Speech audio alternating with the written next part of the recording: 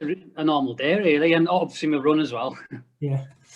What did you do today? Was it 7 easy? Yeah, that's good. Yeah. Just nice quietish week. Big one on Sunday though. Yeah. Sunday coming or Sunday gone? No, coming up. All right. Well, you can tell me about that in a minute.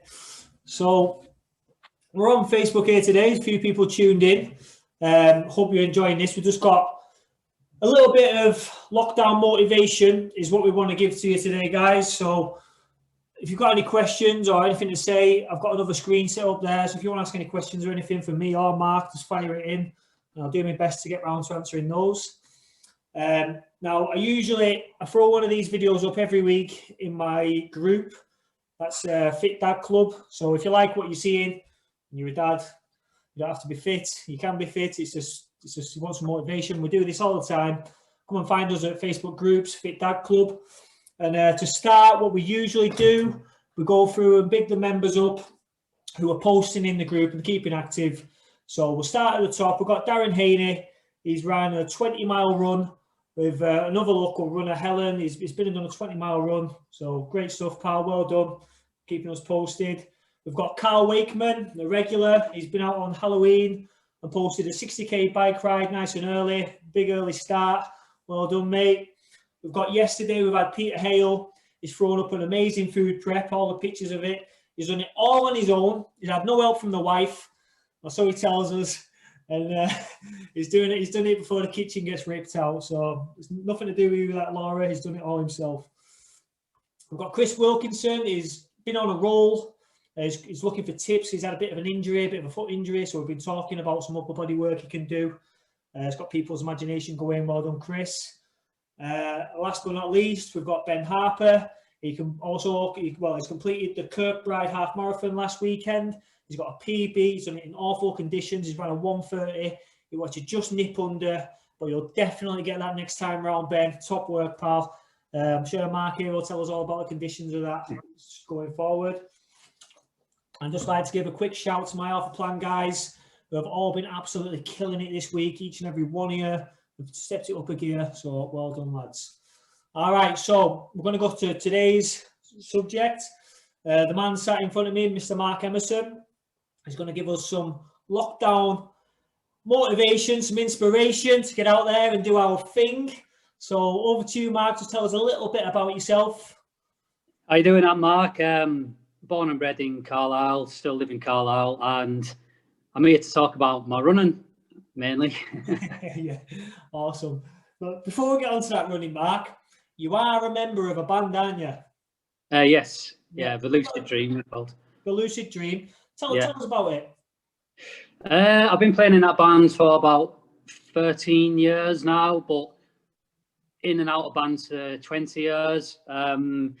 It's a hobby, but it's more than a hobby. It's been quite an active hobby for at least 10 years because I've done quite a lot of interesting things. Been around Europe 9 or 10 times. Wow.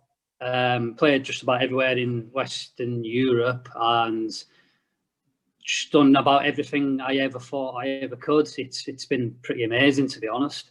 So that kind of was my full 20s. All my 20s were spent doing that, and still do it now. We'll probably still be doing it in about 30 years. It's progress. It's what you love, isn't it? It's what you love. Got to do it. Yeah. So what's your role in the band, Mark? I sing, play guitar, and other bits, and songwriting as well. I do that. Obviously, at the minute, that's all very quiet because we don't know what's going on. Because we can't play gigs or anything. So at the minute, there's not a lot more to report on that this year. Yeah. But it's kind of been my life since 18-year-old. And it's a great hobby. I've done lots of interesting things doing the band. Yeah. What's the biggest like the biggest high or the biggest stage you've been on with the band? Biggest crowd we played to was played at New Order last summer, and that was a couple of thousand. Oh, yeah. that was great, but it's a bit weird. I don't get nervous for playing gigs or anything, so it's kind of like take that side in our stride. But we've done a few national radio sessions, like Six Music. That's been up there, but I was an absolute nervous wreck doing that. I won't lie, because that's quite a surreal experience. That, but the gigs, yeah. George Roll Bank last year, New Order was, I think, the biggest. But George Roll Bank. Yeah, near that's Midlands, isn't it? Yeah, it's quite amusing. I ran by there on the Cheshire Half Marathon 2 months ago, so it was quite a mind game going by there. But, I grew up Manchester area, and you could see that. You could see it from some of the higher points. Yeah, you could see that's it. Right. It was always a big thing. What you people looked at. Go look at it. Yeah, that's cool. Yeah. So we've done like lots of things. The best part of it, I guess, is before it was like best friends, and when you get to go around Europe and go to every city you ever like, places like Stockholm, I never thought I'd go there, and Oslo and Berlin, just everywhere really. But having a good time as well. I mean, running wasn't on my agenda when I was doing the 220s. We had a very good time, and it's been a pretty amazing experience doing that. It sounds like there's too much there to even think of, all them different cities, all them times. It must have been absolutely unbelievable. I can't tell you all on here either. Yeah, it's PG. We're friendly on here. All right, so it's not in the past, but what we're going to talk about going forward now is your running, of course, because you're doing amazing things. So I'm going to quickly go to the most recent activities that you've done that has made me think, well, let's get this going, this talk today, to give people a bit of motivation, inspiration. So the weekend just gone, Kirkbride Half Marathon winner. It's awesome, pal. He ran a 1:11, 5:26 minute mile average, I think. And then a couple of weeks back, also 18th of October, you just mentioned the Mid-Cheshire 10K, 32 minutes 10, 5:11 minute miles average. Run us through those races. So the last 6 weeks, I've got 3 races in which I'm so happy about. The first one was a Cheshire Half Marathon in September, and I hadn't raced since January, which was in skip, obviously with lockdown. So I didn't know how Cheshire Half Marathon would go, no idea at all. And I ran 1:11.25 at that, which was like at the time a 2-minute PB, but conditions were ideal. There's no wind, it's perfect, beautiful day, but I didn't expect to run that quickly. And I was dead on my feet at the end, but it was worth it. And then again, I went to do the Cheshire 10K a month after that, because those 2 races had got approval to happen with staggered starts. And the 10K, my previous PB was 33.50 from Ribble Valley last December. And I knew I should be beating that, but I ran 32.15, which no way I ever thought was possible. So that was great. But obviously, the half marathon prior to that had helped me with that. But it was great. But that gave me confidence for Kirkbride at the weekend. But Kirkbride, we all knew what the weather forecast was. It's windy on that course at the best of times. Because I did it last year. And on Saturday, it was gale force winds. And my friends were sending me messages saying good luck tomorrow, with like Bart Simpson getting blown over by a wind and things like that. Because it's like we got there, I was doing the warm up, and it's a windy part of the world, isn't it? Yeah, it's like it's going to be windy. Well, it's open. It is. I cycle there a lot. It is. Well, I aimed with the factor in the wind. I thought it might be a minute or 2 slower than what I did at Cheshire Half, so maybe 1:13. And I won't lie, the first 6 miles were horrendous. My pace was a bit slower than normal, but I felt dead on the feet by mile 5. I think I can't do much more of this. Yeah. And once I got to mile 6, it was all right. Sped up, got quicker and quicker as it went on, and there's quite a tasty little hill on this big hill on mile 10. But it was all right. It was only when I came into the last quarter mile, I looked at my watch and I was like, I'm probably just going to get a PB, and I couldn't believe it because in those conditions, I mean, I probably, if I had been a calm day without any wind, I think I would probably have run low 70 minutes. Definitely took about 45 seconds off, but Sunday was the most proud I've ever been with the race because of the conditions and to get a PB as well. And I also won it, but because it's staggered starts, I had no idea until I was drive home. When you say staggered starts, Mark, I haven't done one of these. Are you setting off on your own? Are you setting off with 5? It's up to groups of 6. I set off with James and Blaine from Border, but I knew because I started 40 minutes after the first start wave, and I'd seen a couple of Northeast runners turn up in the car park, and knowing you just look and you think they're definitely here to run a time today. So that can be so wrong as well, can't it? You can judge people badly. You can't. Probably looking at me thinking he's not doing a half marathon. So, you must be here for the 10K. But I kind of knew if it had been a normal start block, the plan was just going to be hold off till mile 10 and then last 3 miles sprint off. But I just knew I had to just go and run as best as I could. So I had no idea I'd won it until just about to drive home. But I knew it would take a good time to beat 1:11. But it's definitely the happiest I've ever been with the race, without a doubt. And the first one where I've come up to the finish line on a half marathon and I've not felt dead on my feet. I felt not too bad. While at Cheshire 10K 6 weeks prior, I stumbled over the line. It was one of them where I swear I couldn't have gone another 5 meters. So Sunday was just a bit surreal. It was quite, so obviously with the staggered starts, it's different, but winning a race, I think I've won 2 races I've won, and it's quite a unique feeling winning a race. It's quite emotional, to be honest. It's because I never set out to ever compete in running is the answer, which we can maybe touch on a bit later, but I never set out to win races or anything. So when you are winning them, I mean, the top 10 on Sunday, 6 of them were from the Northeast, and the top 7 or 8 did under 1:15, I think it was, which is, that's a good standard. Like, very good. You named a few names at the start there, strong lads. You know, you're in good company, clearly. So how do you go around fueling for these races? Do you have a set routine? Do you have a specific brand you use?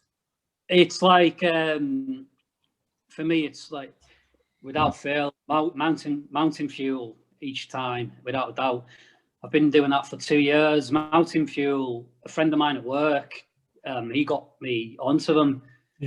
Originally, he recommended them, and I think I used them for the first time at Carlisle Half, or maybe it was last year. What I do is, the night before I have a night fuel, or maybe 2 nights before I have a night fuel, and on the morning I have the morning fuel porridge and the energy drink, which I sup up to 2 hours before the start of a race. Do you have the raw? Yeah, raw, and the I have a flapjack as well, mountain fuel flapjack before the race, and then on the races, if I'm doing half marathon, I have 2 gels. And without those gels, I really do think I would have just slumped in them races. I mean, for me, if I don't have them, when would you have your gels, Mark? Miles 5 and 9. 5 and 9. What about, do you have one before the race?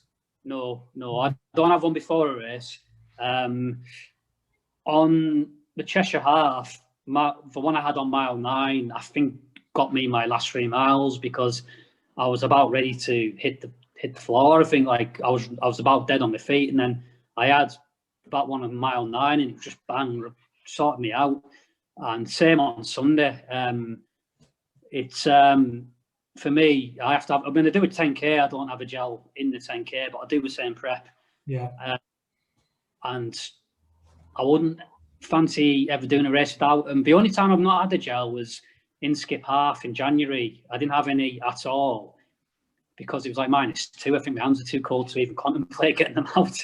But when it's warm, it's imperative, because there has been a race before I started training properly where I got caught short by not preparing properly, and one race I didn't finish, and I learned a lot of lessons that day about how you're meant to prepare, and even drinking plenty of water. But for me, mountain fuel, if I don't have it, I don't think I'd race. Yeah. They've actually launched a new product today. It's for ultra runners. So anyone who's interested in mountain fuel as well, I can offer you a 15% discount. Just use Ben Hale PT, the discount code there. Now I'm just going to quickly pop onto my phone, Mark, and just see. I've seen someone was giving comments before, so we've got one here. How do you adapt your running according to the elements? I don't really have a game plan, if I'm honest. My game plan every race so far has been, and it has happened, is go up my set pace, my target pace, first mile, maybe a couple of seconds slower, and maintain it all the way. And I've done that. Usually in the last 3 miles I get quicker, but I haven't really run a race tactically in that sense yet. Yeah. We will, when we start doing mass starts, I will start running tactically where I need to, in terms of playing the field, like not going all out sometimes, and preserving myself a bit. Yeah. But for the elements and different weather, I mean, for the hot weather, I always make sure I'm hydrated well in advance. I've learned that, but on Sunday, because I haven't really done that many races either, I knew on Sunday it was going to be windy, and just a case of just closing your eyes and getting on, hoping for the best. Because you've only been running for 2 years, is that right? I started 3 years ago. It was my first ever park run, but running to... Did you win?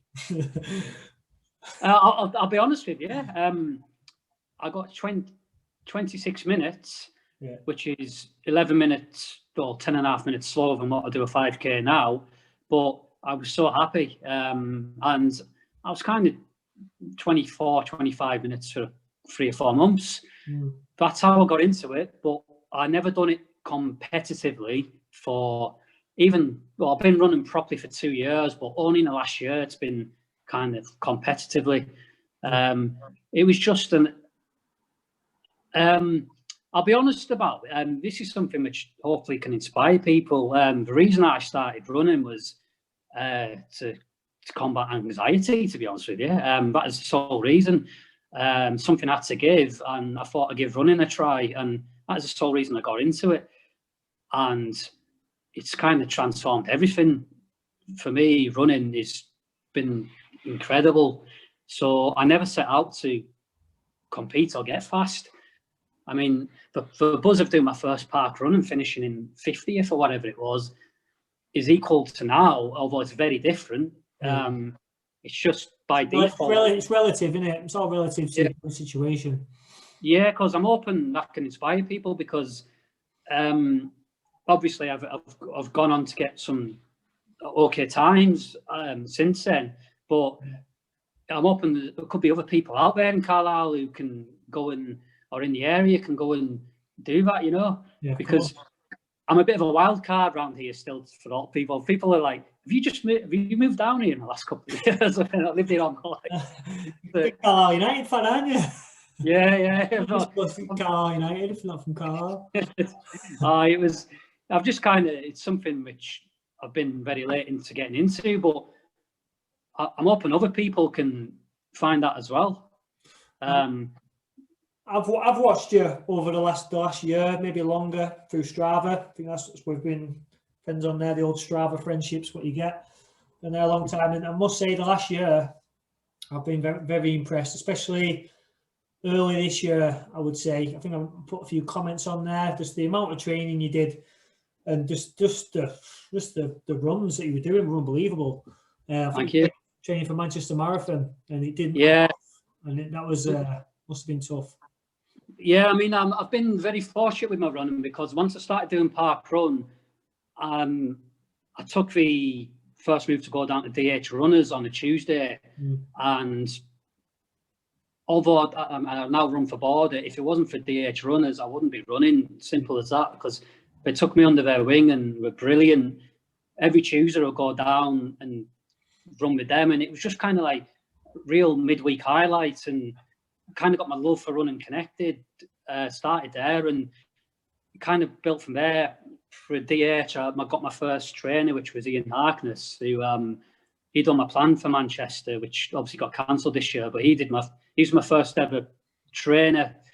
Oh, yeah, because he's great lad, and I knew nothing about running. Like, I didn't know until about a year ago, or 14 months ago, what a tempo run was, what an interval was, because Ian was like, "You're going to do track sessions." I was like, "Well, I'm not a track runner." That's how I was thinking. Yeah. I didn't realise it all adds together. You go do your long runs slow, and then obviously since March, I've been working with Tom Marper, who you work with, and it all just changed. Like, since this year, it's just kind of like, so we've got those times. It's just I kind of thought it might happen because the training has been relentless. Yeah.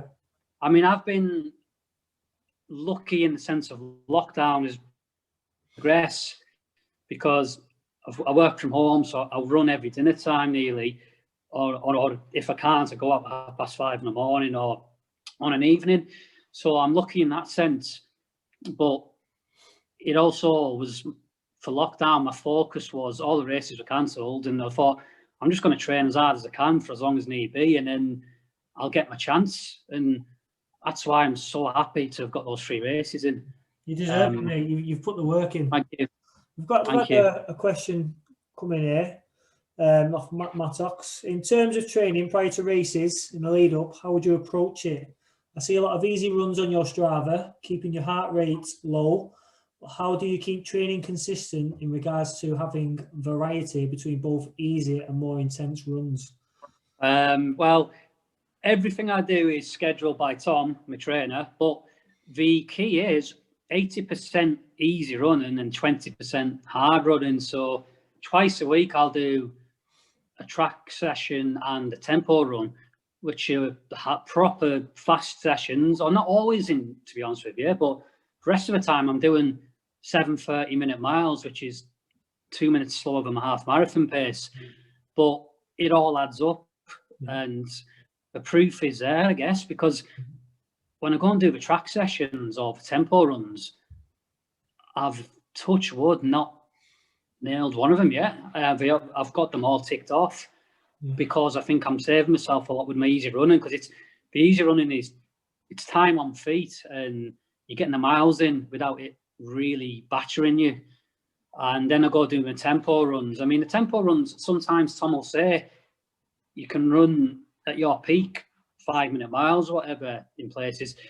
Go run 5:40 for 5:45, and I'm kind of thinking, originally I was like, really? And then sure enough, it all adds up. It all just kind of, it's like a melting pot, and then the answers come when you do a race, because it's all there. Even like on Sunday, I managed to finish the last 0.1 miles in sub 5-minute pace, which is down to the interval sessions, that high-end speed.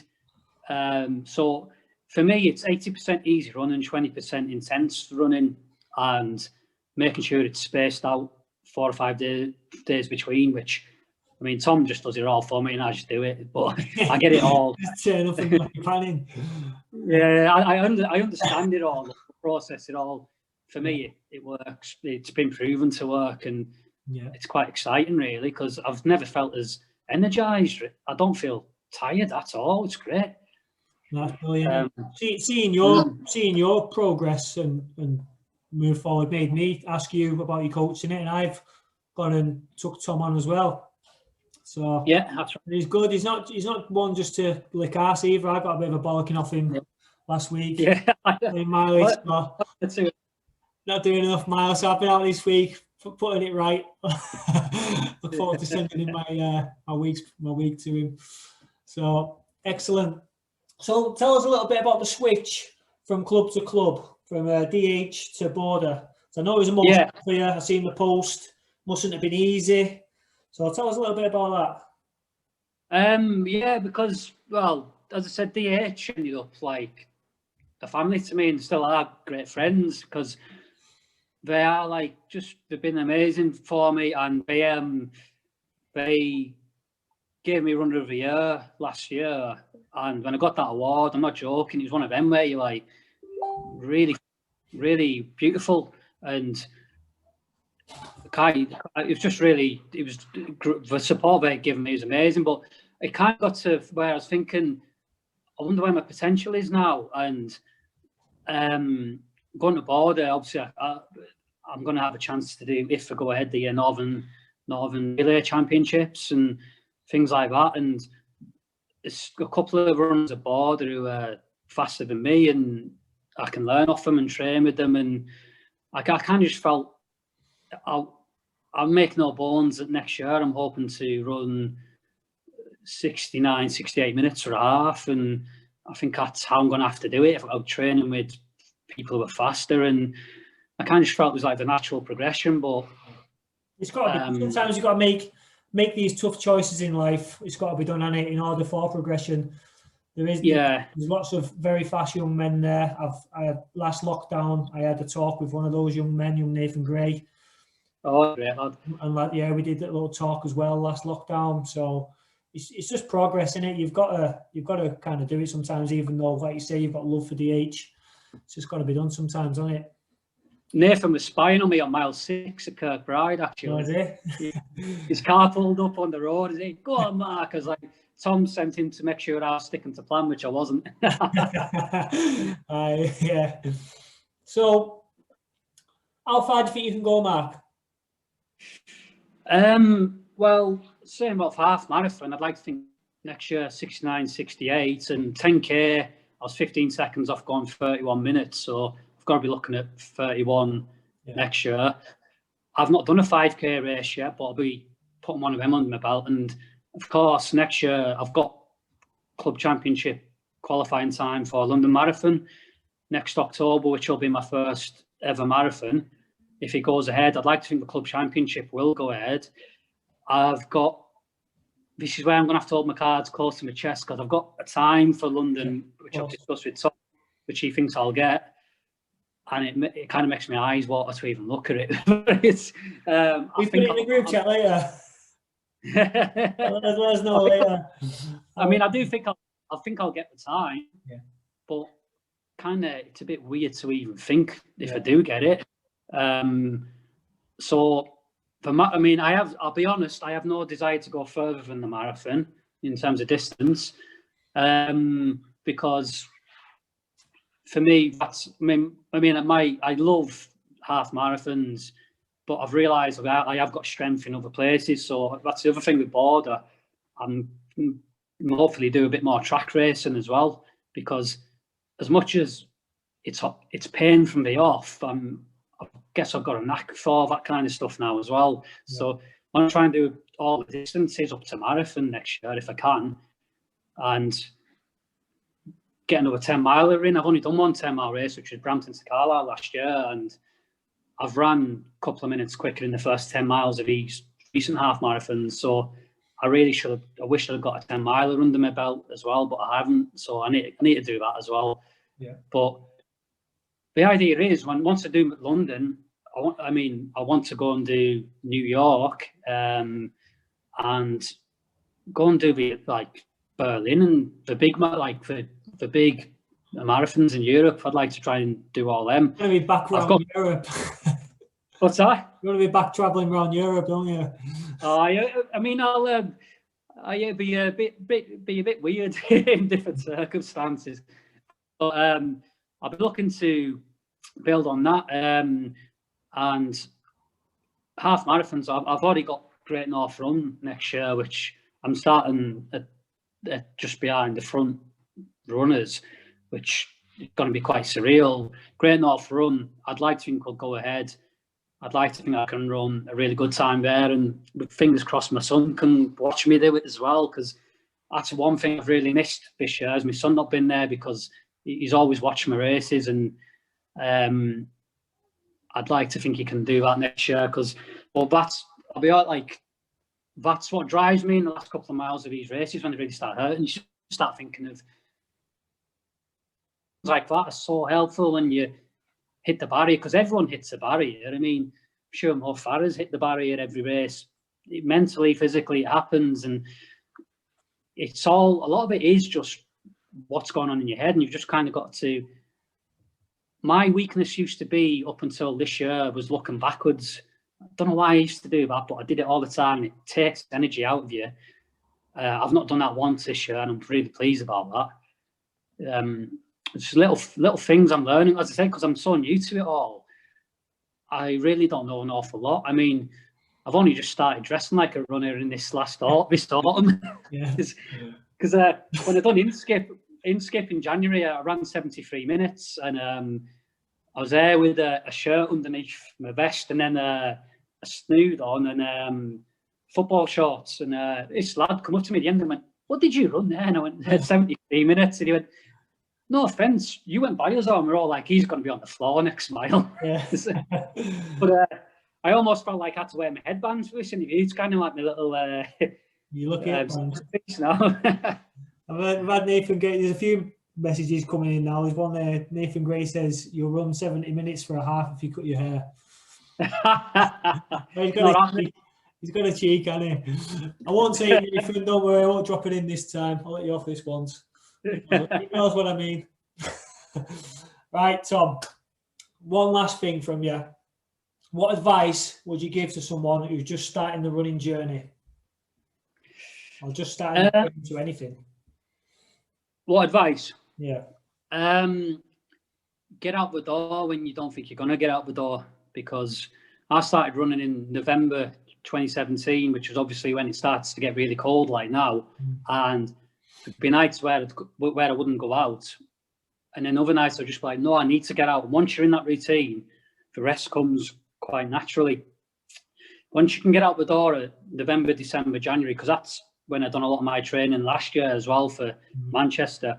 When you're going to do your 24-mile runs at 5:30 in the morning, that's when you know you can do the races.